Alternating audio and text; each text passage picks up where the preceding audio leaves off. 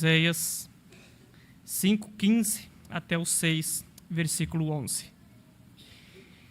Irei e voltarei para o meu lugar, até que se reconheçam culpados e busquem a minha face.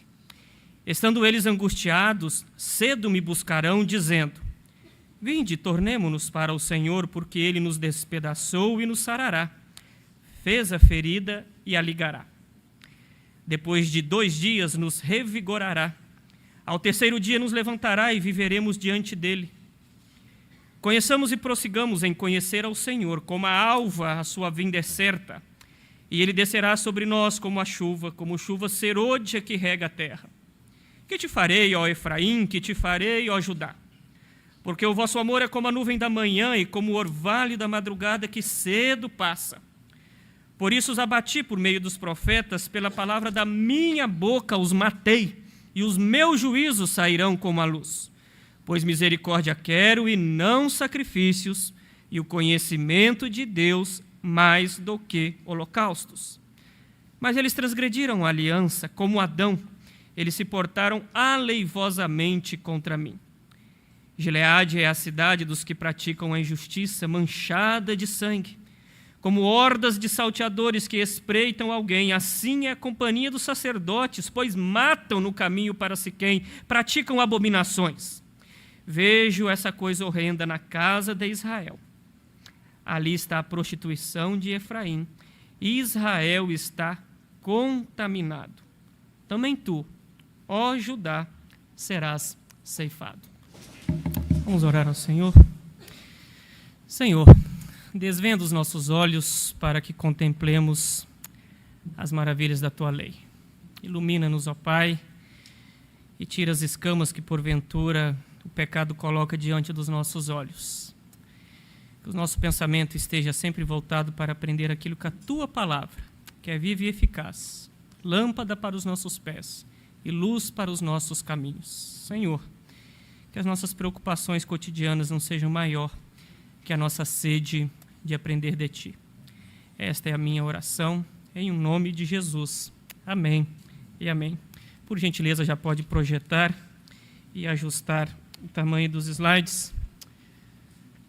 Nós somos seres inconstantes. Desde pais que lidam com suas crianças, quem tem filho sabe disso, já deve ter ouvido do seu filho: pai, é a última vez que eu deixo os brinquedos jogados na sala. E você já sabe que na terça-feira e na quarta-feira você vai ter que fazer a mesma coisa com essas crianças que fazem promessas impensadas diante do chinelo ou coisas maiores diante deles. Ou se você quer casos mais graves, se você acompanha, por exemplo, as mulheres que são vítimas de violência doméstica, o modus operandi dos agressores é sempre igual. Depois da primeira agressão, ele sempre vai dizer que é a última vez, eu estou arrependido. Mas todos sabem que a probabilidade de que seja a última vez é quase impossível, e isso vai se repetir, as agressões, cada dia, mais e mais. Esse é quase uma regra, uma infeliz regra que acontece nos momentos de agressão.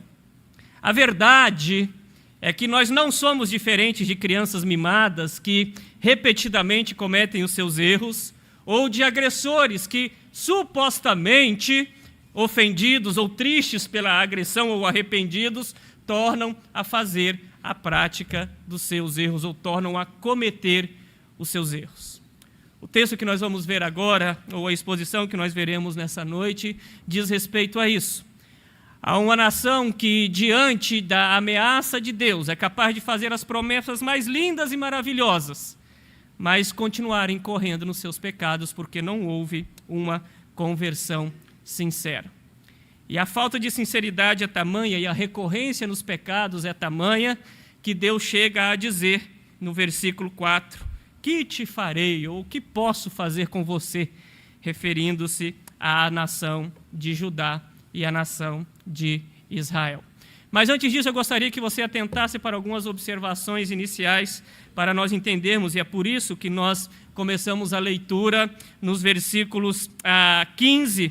Mas antes disso ainda, eu quero que você olhe o versículo 14. Se você prestou atenção no sermão da semana passada, Você viu que o capítulo 5, ele apontando, ou Deus apontando para esta hipocrisia, para esse abandono do povo de Israel à aliança. Essa hipocrisia era tamanha que tinha atingido também os sacerdotes ou os líderes. Por isso que o sermão da semana passada foi voltado para uma liderança distante de Deus, uma liderança hipócrita, uma liderança corrompida, que não estava se comportando da forma como deveria se comportar. O índice ou o alcance da depravação de Israel era tamanho que não apenas o povo em geral era pecador, mas os sacerdotes também tinham embarcado nesta depravação espiritual. E aí no versículo 14, então, a imagem que tem aí: pois serei como um leão para Efraim e como um leão grande para Judá. Eu os despedaçarei e irei embora, eu os levarei sem que ninguém possa livrá-los. A imagem aqui é uma imagem de uma carnificina animal. Deus está dizendo, está comparando a nação de Israel, a nação de Israel e Judá, a uma presa de um leão. E a imagem aqui: vocês não vão se arrepender, então eu vou ser para vocês, vocês serão para mim como um pedaço de carne despedaçado. A imagem aqui é de um leão com a sua presa entre os dentes, o sangue pisando ou pingando, e ele retornando para esse modus operandi, né, dos leões, de matar e levar. No caso do reino animal, embora nós olhemos para os leões, quem trabalha mesmo são as leoas, né? Elas é que levam comida para dentro de casa, fica a curiosidade aí. Mas a imagem aqui, se você assiste Discovery Channel, né, ou National Geographic, é essa ideia de pegar a presa, despedaçá-la e voltar para a sua toca ou para o seu ninho para alimentar os demais. Essa é como termina, ou assim é que termina o capítulo 14. O capítulo 5, no versículo 14. E o versículo 15, então, ainda dentro dessa imagem de Deus, ou da dureza de Deus diante dessa conversão insincera, olha aí para o versículo 15 do capítulo 5, Deus está dizendo: eu irei e voltarei para o meu lugar, até que se reconheçam culpados e busquem a minha face. Estando eles angustiados, cedo me buscarão, dizendo. Então o capítulo 5 termina com esse diagnóstico de uma nação depravada, de uma liderança espiritual depravada, e o juízo divino, ou a ação divina diante dessa depravação. É como se Deus dissesse: eu estou perdendo a paciência, eu já vou partir para a violência, no caso, a disciplina, né? Então, diante disso, a cena é muito forte. Deus despedaça, retorna para o seu local, e agora ele vai falar qual vai ser a reação de Israel diante dessas minhas ações. O que esse povo vai fazer diante dessa advertência em que eu, como Senhor de Israel, coloquei diante deste povo? E nós vamos ver isso em duas cenas. Nos versículos 1 a 3, nós vamos ver essa conversão do povo de Israel, e dos versículos 4 até o versículo 11, nós veremos a reação a esta conversão. E aí, quando você olha, então, olha só que interessante, no versículo 15, Deus fala: eu vou esperar eles me buscarem. Eu vou esperar eles buscarem a minha face. E o que esse povo vai fazer? Então, o versículo 15 é uma fala de Deus para com o povo. O versículo 6 é a reação do povo a essa fala de Deus. Ok? Fluxo do diálogo no versículo 14 e 15. De cima para baixo. Eu vou fazer isso com vocês. Fluxo do diálogo a partir do versículo 1 do capítulo 6 até o versículo 3 é o povo respondendo a essa ação. É um diálogo, digamos, de baixo para cima. E quando você olha para os 3 primeiros versículos, você olha: nossa, que maravilha! Esse povo se converteu. Olha a falha desse povo, ou olha a fala deste povo diante daquilo que Deus falou nos versículos anteriores. Dá vontade até de cantar, né? A música da Batista da Lagoinha aí. Vinde, não vou cantar não, estou brincando. Vinde, tornemos ao Senhor, pois Ele nos despedaçou, nos sarará, e fez a ferida e a ligará. Então presta atenção que isso é uma reação à imagem do leão com a presa na boca. O que Deus falou que Ele faria como leão? Eu vou despedaçar esse povo. Eu vou despedaçá-lo, eu vou matá-lo. Versículo 14 aí, ó. Eu mesmo os despedaçarei, Aí o Israel diz, olha, tornemo-nos para o Senhor, pois Ele nos despedaçou, é verdade, mas olha que Deus bom, Ele fez a ferida, mas vai ligá-la, vai costurar, vai fazer a sutura, como dizem as pessoas da área da saúde aqui. Versículo 2, Israel falando para Deus, olha como esse Deus é bom, depois de 2 dias, e a ideia aqui dos 2 dias é de períodos de tempo curto, tá? Que você vai olhar ao longo da caminhada. Depois de 10 dias, no 3º dia, Ele vai nos revigorar, olha que beleza. A gente vai sair da UTI, vai ficar no quarto apenas 2 dias, no 3º dia a gente já vai ter alta. E nós vamos levantar, e nós viveremos aqui, diante dele, a expressão literal aqui é diante da face dele. É isso que está colocado aqui. E aí você fala, nossa, que beleza. Olha o versículo 3. Conheçamos e prossigamos em conhecer ao Senhor. Como a alva, ou seja, da mesma forma que o sol nasce, a sua vinda é certa. E ele descerá sobre nós como chuva serôdia, as primeiras chuvas, né, que regam a terra. Essa é a intenção, né? A chuva fora de época, aliás, aquela chuva que surpreende e traz boas notícias para o povo, como chuva serôdia que rega a terra. Que boa notícia, você fala, nossa, seria excelente se o livro de Oséias acabasse aqui. Um povo rebelde, Deus falou que ia despedaçá-los, eles se arrependem, se voltam para o Senhor, na certeza de que o Senhor vai revigorá-los, vai levantá-los, e que Deus vai aparecer como uma chuva repentina, trazendo vida a um povo que está espiritualmente morto. Porém, Deus vê que esse arrependimento não é sincero. E é diante disso que eu quero lembrá-los essa noite, então, de que Deus não se agrada de arrependimento fingido e castiga a nossa hipocrisia. Deus não se agrada de arrependimento fingido e castiga a nossa hipocrisia. Então eu quero que você olhe então nesses primeiros 3 versículos aqui como uma reação diante das figuras anteriores ou das ameaças anteriores de Deus e da espera de Deus diante disso, mas é uma reação hipócrita. É uma reação que não é acompanhada de verdadeiro arrependimento. E essa hipocrisia usa termos muito bonitos, né?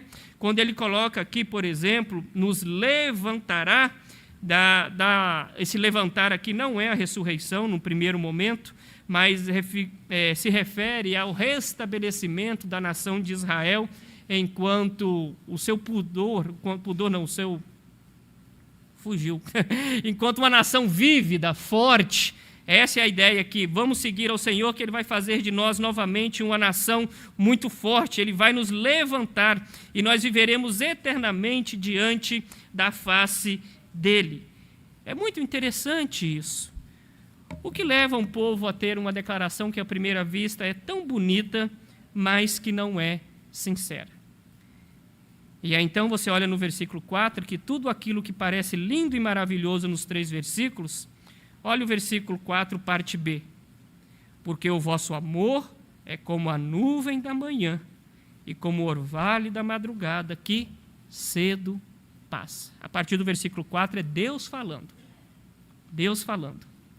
E o começo do versículo 4, o teor da expressão aqui, é mais ou menos assim, nós que somos pais, né, no nosso cansaço, a gente fala, eu não sei mais o que eu faço com esse menino.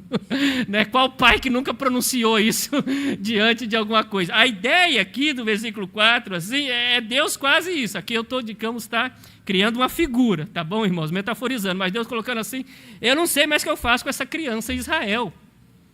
Eu já apliquei todos os métodos, eu fiz todas as ameaças possíveis, e esse povo me vem falando, voltemos ao Senhor, Ele vai nos revigorar, olha que beleza, Ele vai vir como chuva diante de nós. Aí Deus fala, estou cansando de vocês já, porque o vosso amor é como a nuvem da manhã, como o orvalho. Então a figura aqui é de que todas as falas dos versículos 1 a 3, essas promessas, elas se evaporam. Né? É como se Deus dissesse, eu sei que você está dizendo isso só para me agradar. você não vai assumir o compromisso de mudança de vida. Você vai continuar indo atrás da Samaria ou do reino da Samaria para solucionar os seus problemas. Você vai continuar com o seu culto hipócrita diante de mim. Você vai continuar com a sua prostituição. Você vai continuar com a injustiça nas suas falas. Você vai continuar roubando, como está aí no versículo 10 do capítulo 5, mudando os marcos. A ideia aqui, quem mexe com terra, ou quem lida com a terra, sabe disso, é a pessoa que muda o local da cerca para roubar o seu vizinho. Era isso que estava acontecendo com a liderança de Israel. Você vai continuar procurando a Assíria para resolver os seus problemas, ao invés de me procurar.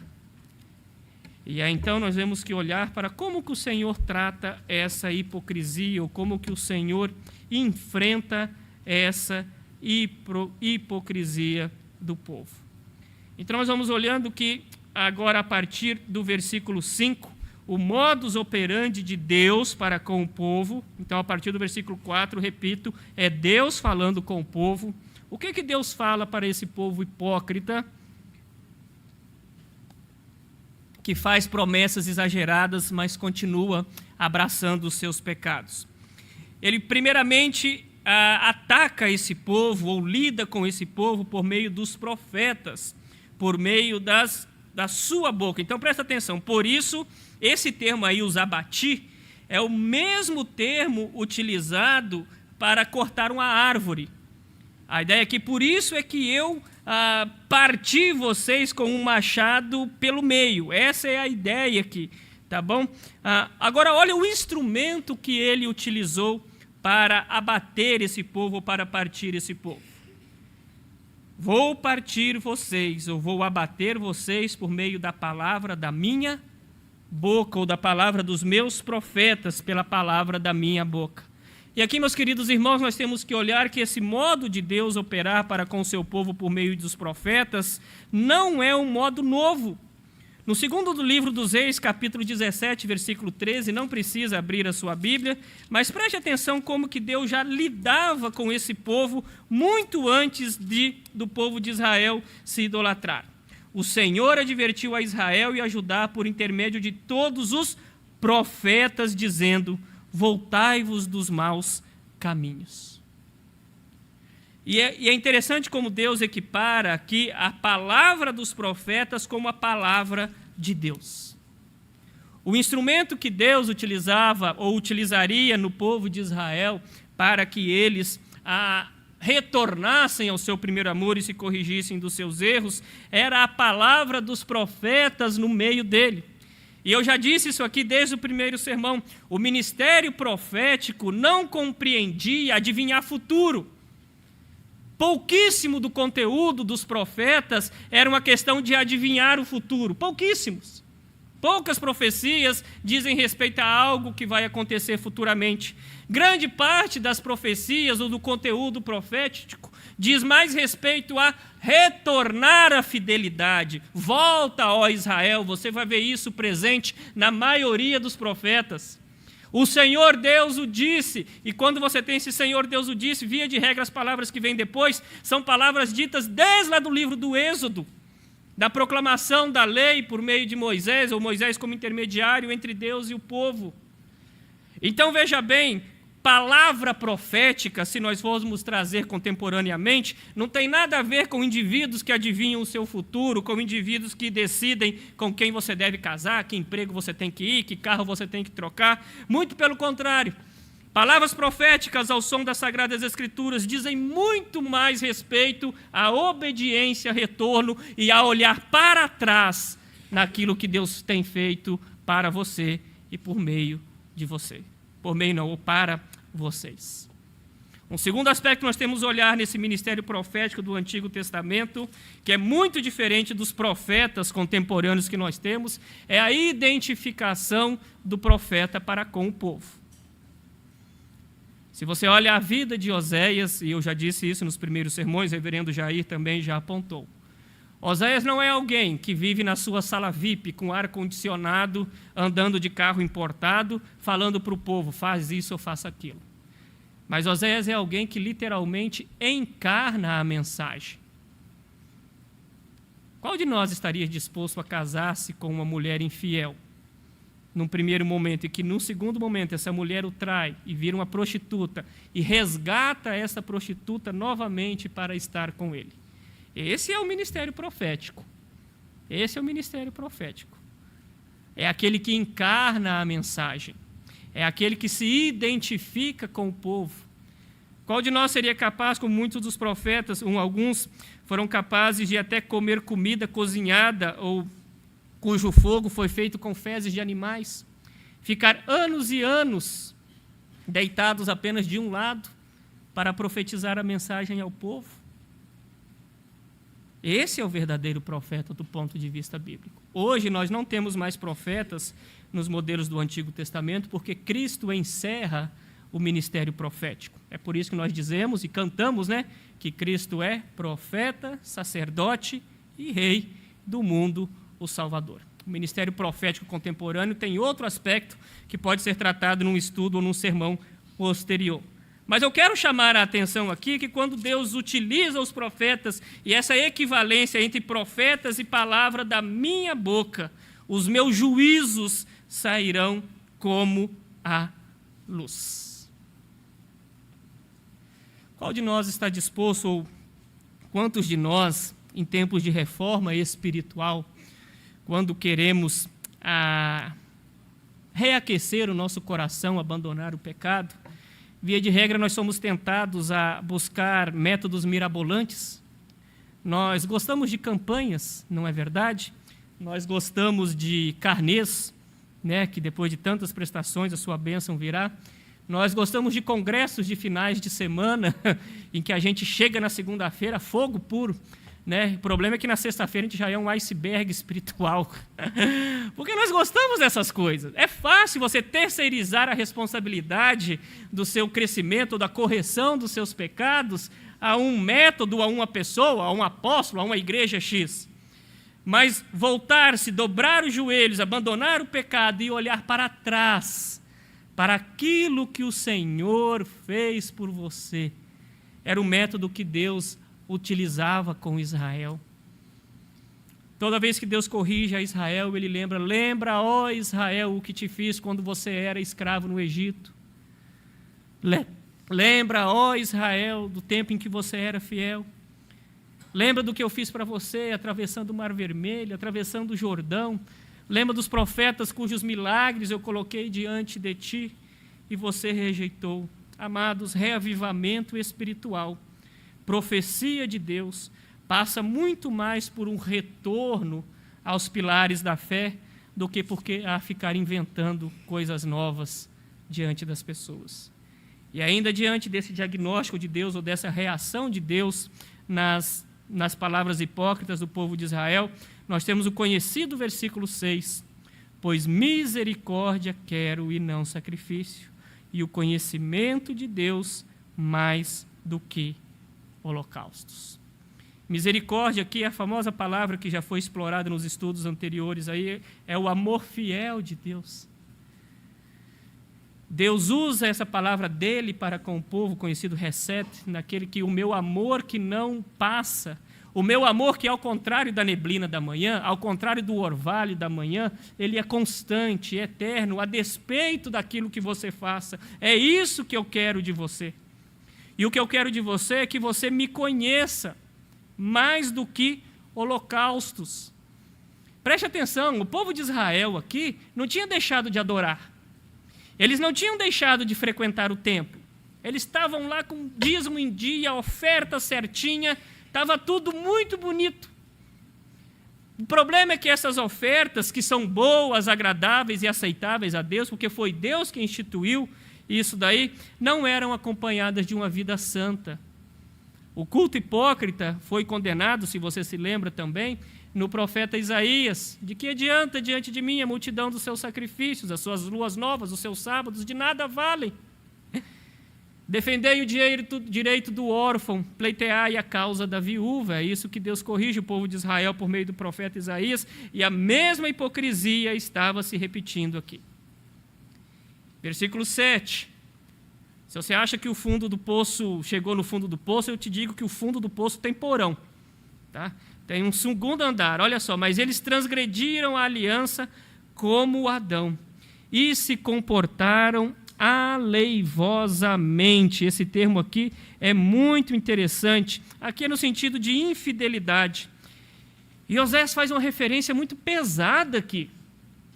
Quando nós olhamos aqui a nossa, digamos, nossa teologia reformada, nas famosas palavras criação, queda, redenção e consumação, Deus está falando que a infidelidade de Israel é semelhante ou é igual à infidelidade de Adão.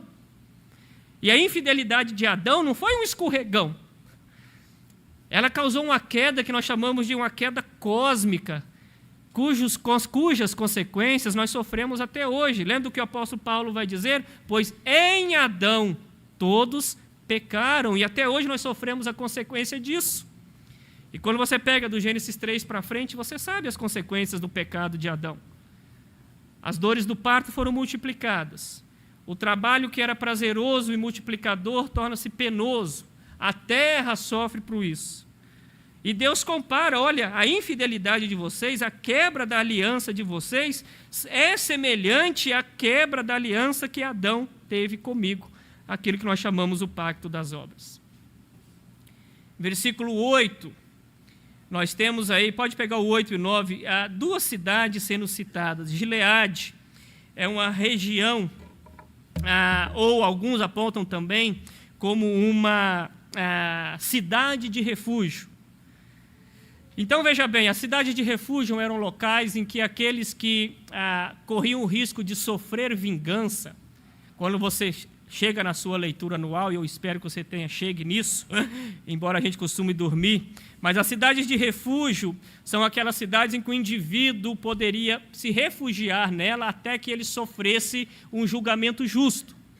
A lógica era a seguinte, por exemplo, numa briga, você reagiu a um assalto e você matou o assaltante, mas para evitar que você fosse vingado, você ia para a cidade de refúgio e lá você tinha um habeas corpus até que o sacerdote ou o juiz chegasse nessa cidade. E outras várias questões, eram colocadas como função da cidade de refúgio.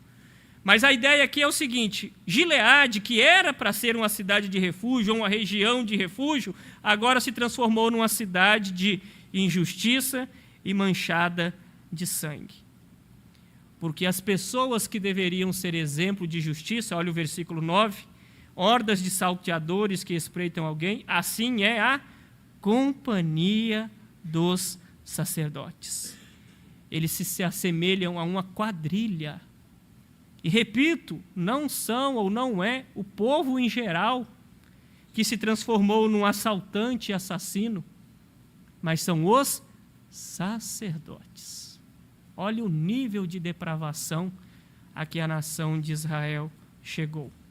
Siquém também, a mesma questão, a mesma lógica, aquilo que deveria ser um local de paz. Siquém é uma região em que grandes coisas do povo de Israel já tinham acontecido, firmado aliança, em que Deus tinha aparecido. Enfim, Siquém era uma região de boas notícias, e ela se transformou numa região de más notícias. Tamanha a depravação desse povo.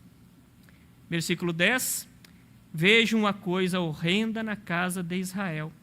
Ali está a prostituição de Efraim. Toda vez que ele usa Efraim aqui, é um nome poético para a nação de Israel. Lembre-se disso, Israel ao norte, Judá ao sul. Então, aqui no livro de Osés, você pode substituir Israel por Efraim. Esses termos são utilizados de forma intercambiável, tá bom? Israel está contaminado. Então, o versículo 10 diz respeito ao prognóstico da nação de Israel, reino do norte. Mas olha o versículo 11. Também tu, ó Judá, reino do sul, será ceifado.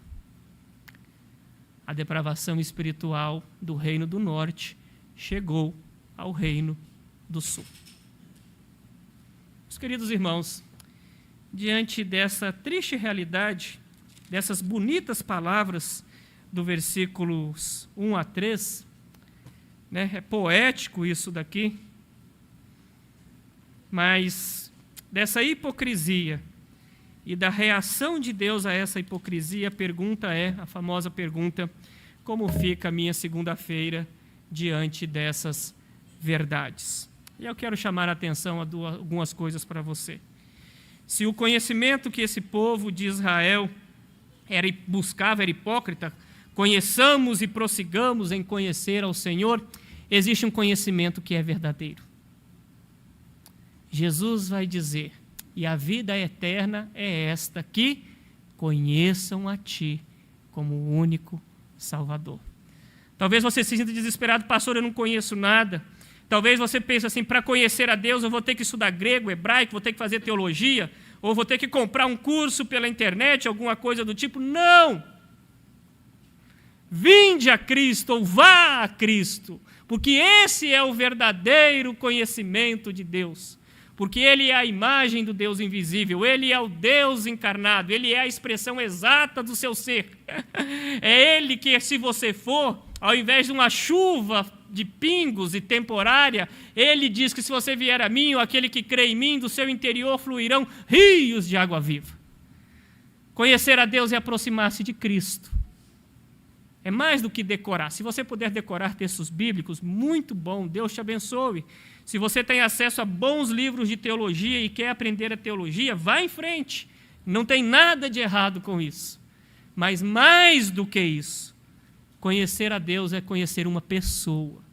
É se relacionar com uma pessoa.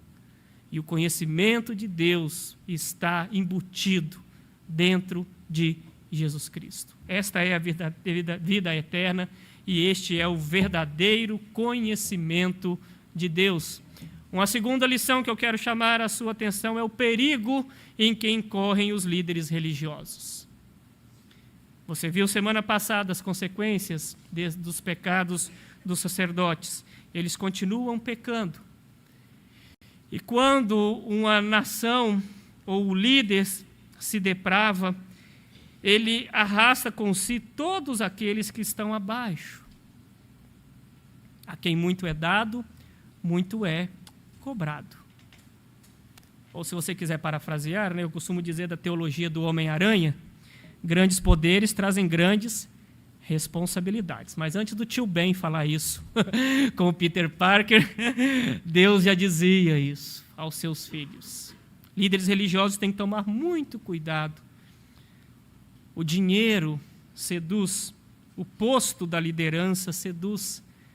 E aí o risco de se tornar, como o reverendo Jair falou, alguém que ao invés de pastorear a ovelha gosta de tosquear a ovelha, é muito grande. É muito grande.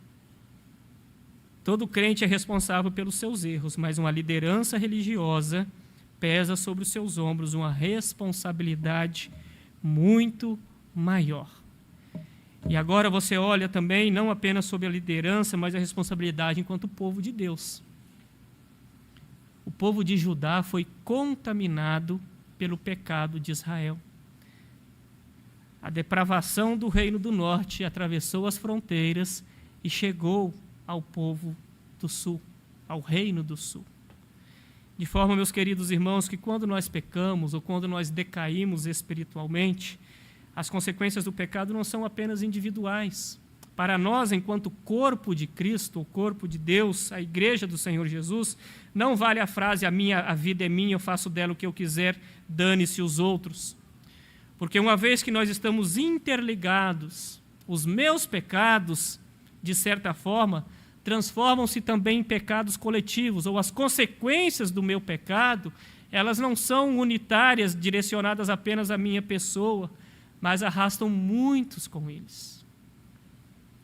Então, se nós temos motivos para não pecar, primeiramente por causa da nossa vida espiritual, existe um zelo que nós devemos ter também, que a cada erro que nós cometemos, nós corremos o risco de contaminar aqueles que estão ao nosso redor. Em certo sentido, espiritualmente falando, aqueles que estão do nosso lado também estão debaixo da nossa responsabilidade.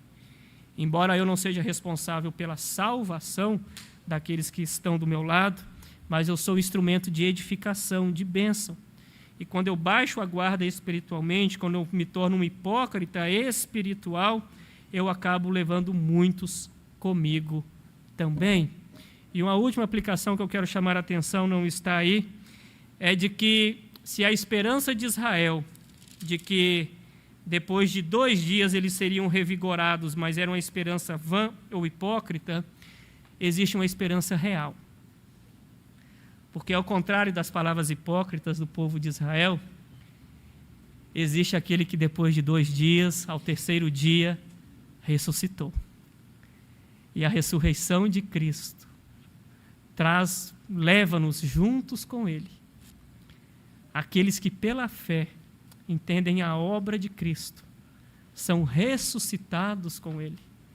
Aqueles que pela fé creem na obra do Senhor Jesus não apenas são ressuscitados, mas também Paulo diz que se assentam nos lugares celestiais.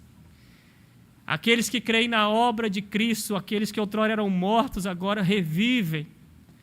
Aqueles que creem na obra de Cristo, outrora separados, inimigos de Deus, agora são feitos amigos de Deus.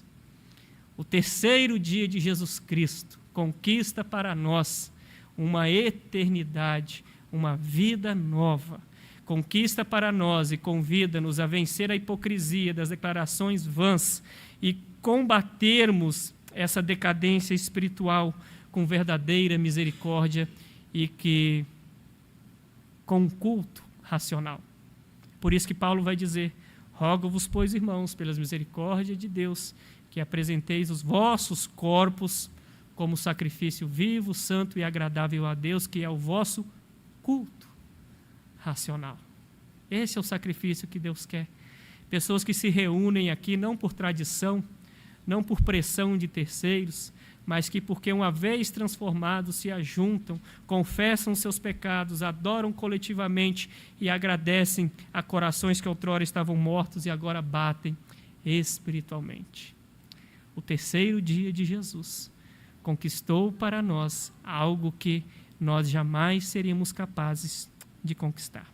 Que Deus livre-nos dessa hipocrisia da nação de Israel e que as advertências colocadas para este povo também sirvam para nós e que as promessas de restauração apresentadas para este povo também sejam aplicadas a nós.